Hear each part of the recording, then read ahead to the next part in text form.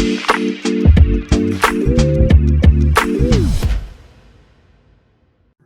right, we're back here on the Chase Thomas podcast as the Wednesday edition of the program continues on. I got a first timer over here down back in my home state. Friday Night Lights in full bloom. It's amazing that we're over halfway done with the high school season already. But a first timer, like I said, of the dominant Lee County Trojans. Coach Dean Fabrizio is here. Dean, good evening, sir. How are you? Good, Chase. Thanks for having me on. I've heard a lot of great things about your podcast. Big fan.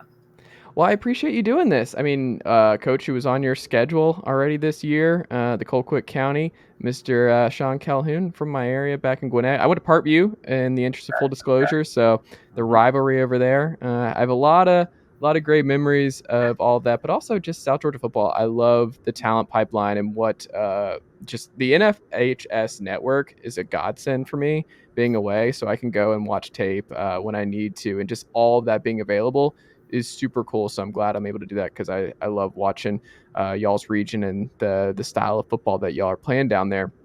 I want to start though, Coach. Last two games, over 100 points scored by your team. How would you best characterize the reason as to why this offense has been able to put up over 100 points in your last two contests?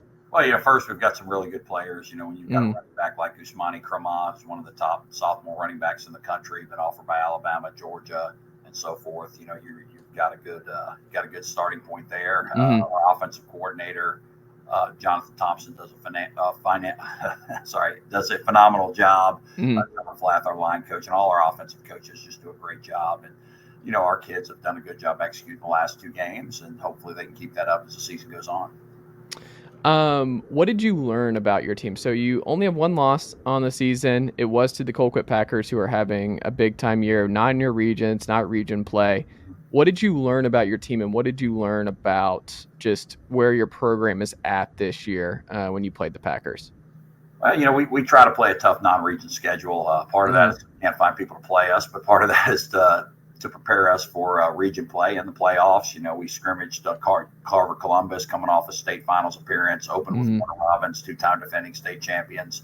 So like every year, we play a tough non-region schedule, and we do that to find out about our team, to see what adjustments we have to make, and also because it makes us better. Playing good people makes you better.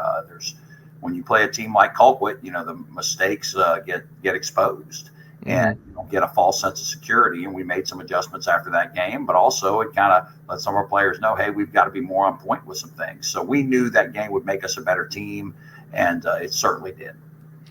What changes when because the region play, everything comes down to region and just seeding and the playoffs and things like that. But what are you able to experiment in a game like Colquitt? What were you able to throw in there? Is that like a summer install where we're going to try some stuff against Colquitt?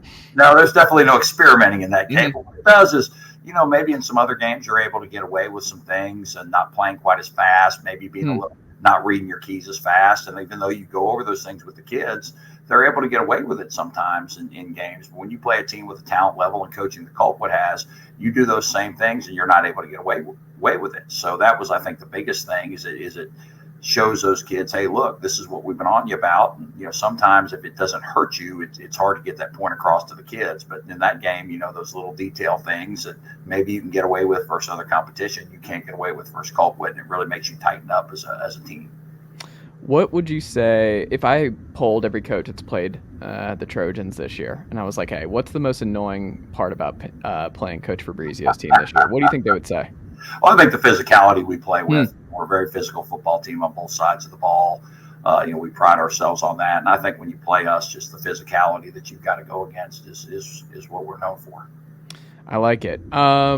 With the run game, you mentioned it helps having a big time back. But how does that just inform your decision-making year over year? Because, I'm always curious, how much have you just kind of evolved or kind of adapted to just having a star running back at your school? Have you adapted in a major way with schematic changes? How has it benefited or maybe just kind of dictated which way you were going there as the lights go out? The lights, automatic lights off there. Hey, it's October. It's Halloween season. That's where we're at. What we try to do offensively is we try to have a scheme that you can adapt to different things.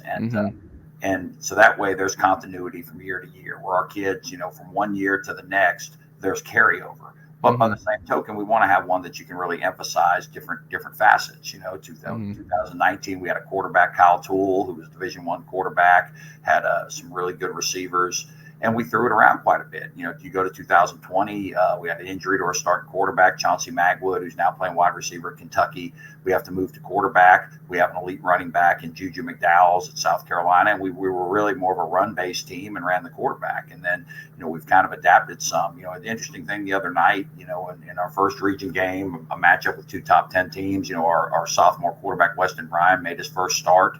Weston's a big kid, 6'3", 215 pounds, and he's kind of got a little bit of dual threat to him. And we're able to kind of open us up, being able to do some things we haven't been able to do in the past year or so. And so that's the thing. We've got to adapt to the talent that we've got. We've got a really good receiver on the outside, J.D. Ferguson. So you adapt to the talent you have, but you still got to stay within your scheme. So there's that carryover year to year. I like it. The biggest surprise through 6 games about your team is what? I think, like I just said, the quarterback. The fact that we've got a kid that started the year as our JV quarterback and has just really improved, and for him to open up for a top 10 team in 6A and throw for 170 yards and add another 50 or so yards rushing, really impressive. And so I think the quarterback play of our sophomore quarterback is really probably the biggest surprise this year. Where do you think, when you look at reads for him, where is he at in the process here? Do you trust him multi-reads? Are we at one read quarterback yet? How much are you opening it up for him at this point? We're giving him a little bit, but he's a 4.0 plus student, so he's able to handle a lot and really kind of soaks everything in. So we're kind of fast pacing his learning here and putting things in and what we're allowing him to do. But he's a really good kid. And like I said, our offensive coaches do a phenomenal job of adapting to the personnel we have within our scheme. And our offensive line is really good this year, and so it's something that we've been able to adapt this scheme around what we've got, and that's something that each and every year is unique about high school football, is adjusting your scheme to suit the talent base that you have and get the most out of them. What have you found is easier to teach for your offensive line? You mentioned it's been a strength for you guys. What has been easier, zone or a man zone blocking scheme? Zone or gap blocking scheme. Well, we actually do both, and our offensive line coaches, John Flath-Ricard, do a phenomenal job. And, I'm always kind of on them about, are we doing too much? But they do a good job of kind of merging those things where there's a lot of carryover between the two. So that's something that we kind of do a lot of both. Some people exclusively zone or exclusively gap, and we do both. And what's unique about is that harder? Yes and no. I mean, I don't necessarily think so. Our line coach doesn't seem to think it is. There's certainly a lot of positives to it. But we've been able to mix and match and do both of them. But like I said, the way he teaches it, there's a lot of carryover between the two. So it does not seem like it's too much. And you talked about what's unique about teams. Every year, I think it's my 14th year here, and probably for the last 10 years, we've had 12 or more senior starters. That's just the nature of our program with the amount of kids we have. Now we play a lot of kids rotate in, but usually about 12 or more. This year, we're only starting about 5 seniors, which is really unusual. We have a few more that rotate in and get playing time. So it's one of the youngest teams we've had in a long time, just for various reasons, but still a very good football team. What have you found most defenses have thrown at you to kind of limit the physicality and what y'all do offensively? What scheme have they thrown at you the most? Have you seen mostly cover one? Has it been single high? Like, what have they thrown? A lot of press man, or is it a lot of zone? We see a variety of things. It varies from week to week. Obviously, when you have a running back like Usmani, it's hard not to have enough guys in the box. But you've got a receiver out there like we do in J.D. Ferguson. It's hard to cover him one-on-one, so that creates a dilemma for the defense, and it comes down to us executing and adapting to what they do to us. I like it. This week's focus has been what, Coach? Refocusing for the next region game. A lot was made of the Houston County game, with them coming in 5-0 last week, ranked 7th or 8th in the state. They were the leading scoring offense in the state. So a lot was made of that, and it was a big game. And coming off that win, we've got to get our kids refocused to play the very next game. We haven't been on the road in a while, so I think that's the big focus is, number one, put that game behind us, refocus this week. And then 2, we've got to be able to go on the road and be ready to play just like we are at home. Did you see something by Thursday? I love talking to coaches based usually about the day before the game. Is you've done the film work, you've seen the practice. you have a pretty good idea which way the wind's blowing for that particular matchup. Did you feel good about what you saw? Where you're like, I like our odds against Houston County last week. Well, we've been in a lot of big games, and fortunately, we've been blessed here. We haven't lost many games over the past several years, so our kids have a lot of confidence. Certainly, we were very respectful of Houston County. They've got a great quarterback. They've got a new head coach who's done a great job there. So we were very, very respectful of their abilities and the type of team they had, and our kids definitely were taking them very seriously. Were we confident in our abilities going into the game? We were, but we also knew that we had to go out and play well and execute to be able to get a win, because it was a good football team and that was very well coached that we were playing in Houston County. Which position group would you say has been kind of the backbone of your season as a whole, just with your rotations and everybody else? Who are you most pleased with? It's kind of hard with this team. We obviously the running back group led by Osmani is one of the ones. Our defensive line is played really, really well, mostly underclassmen with the exception of one guy there that have done a good job. Our linebackers have been solid. Our defensive backs. I mean, it's really hard to say with this team. I mean, we're kind of a solid team across the board. I don't know if one group, other than I guess you could say the offensive backfield group, has really stood out. But I think we're pretty solid, and even probably more than any team we've had. When you look at last year and watching some tape, if you had to go back and watch some of the stuff that y'all were running last year versus what you're doing this year, what have you flipped or evolved a little bit this year that's a little bit different, that's worked out, that you're really happy about? I think we're pretty similar to where we were last year. I think we're moving to where we're throwing the ball a little bit more than we did last year. Defensively, we're able to do a little bit more coverage-wise than we have, as far as changing it up and mixing things up, just because of the nature of our team. Last year's season was unusual, coming off an overtime loss in the state finals to Buford, and when the brackets, came out early, it's off. We both won our region. We were going to meet in the third round, so the first two met in the third round, which is what happened. So, kind of all year last year, we had to fight the tendency of, well, even if you win the game, if you play like that, you're not going to beat Buford. Well, the Buford game, are we ready for that? And you kind of had to put that in everybody's mind and say, hey, we got a lot of games to play and beat before we play Buford. So that was what we had to fight all last year. Whereas this year, with Buford moving up a classification, we're not hearing about that. But there's plenty of good teams in our class that we're going to have to beat. And in our region to start with, I think we have 4 teams ranked in the top 10 in just our region. So we've got our work cut out for us there. But I think we're probably a little bit more versatile on offense than we were last year. And defensively, I think we're able to do a little bit more coverage-wise than we were, mix things up a little bit more. Buford moving up is weird, man. As a guy who grew up in this state, like in Georgia, and I mean, they were at the low end coming up, even back with the Darius Walker years. The I think, what was his name? The Oregon quarterback who went over there, Roper, years and years ago. I'm dating myself here a little bit, Coach, but I mean, just seeing them at nearing, they're not set. Are they 6A or Class 7A? 7A, they're the highest class. Yeah, they're in the highest now, which is just wild. It shows how much that area has grown. But I mean, goodness gracious, that was not the case. But I'm glad it's more competition for them, because that was like the whole thing, is they wouldn't play Parkview during that time and everything else because of the size. Are you happy with just kind of the way your schedule unfolded and just kind of where your region is and who you're playing against year over year? What I like this year, the regions came out. It was a new year. And we had more teams in the region, which selected us into more games, which I liked. Being in South Georgia, that's always something. Just because of the lack of teams down in this area and the travel, sometimes regions aren't as big, and it makes it a little bit tougher to find games. So having more teams in the region, we've got some teams in that haven't been in, like Tift County veterans who are playing this week, Thomas County Central, that are relatively close by South Georgia standards, an hour or so away. So it's nice to have some more games closer by, locked in. And even though our region's still tough, traditionally, we had Valdosta in there, and they've moved out. We played them the last several years.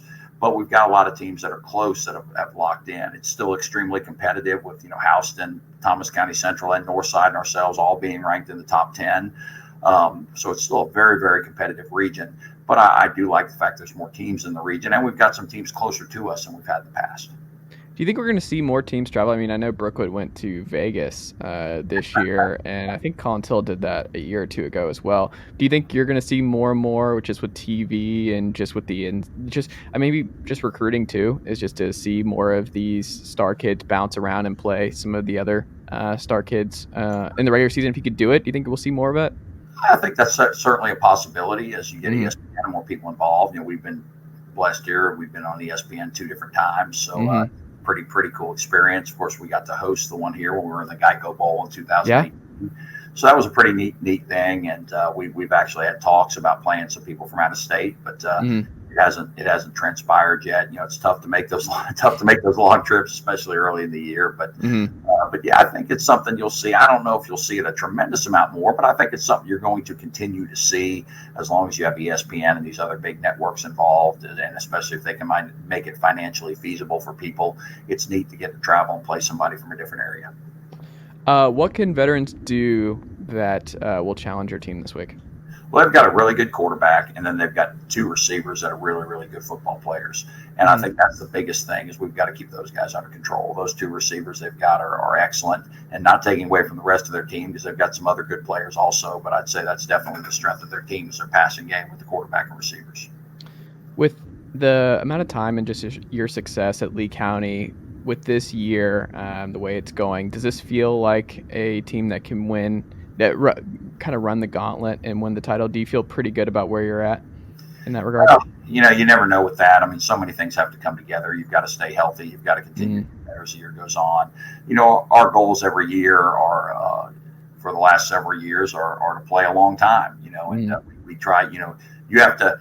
It's kind of unique. You have to. We embrace those expectations where, hey, we want to play for a state championship.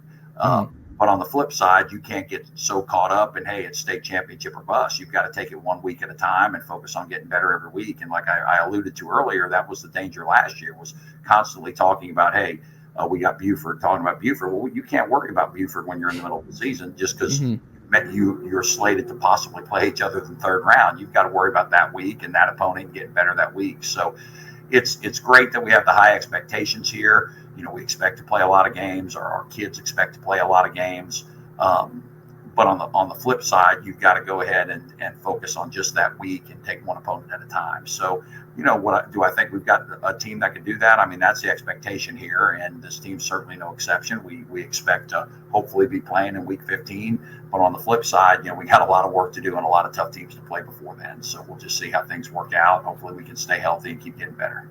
We'll end on this. If folks are coming down to watch Lee County on a Friday night at any point the rest of this year, where would you recommend? What is your go-to food spot? What is the go-to local? I'd recommend they get Big Chris Catering, which is right here. There's not a lot of food options right in the city of Leesburg, but Big Chris Catering right here around the corner. Big Chris is a big supporter of the program for many years. His son, Little Chris, who's probably 6'4", 300 pounds, who played. Okay. What happened to Medium Chris? Is he getting left out to dry? Where's Medium Chris? Medium Chris. You got Big Chris and Little Chris, who's big.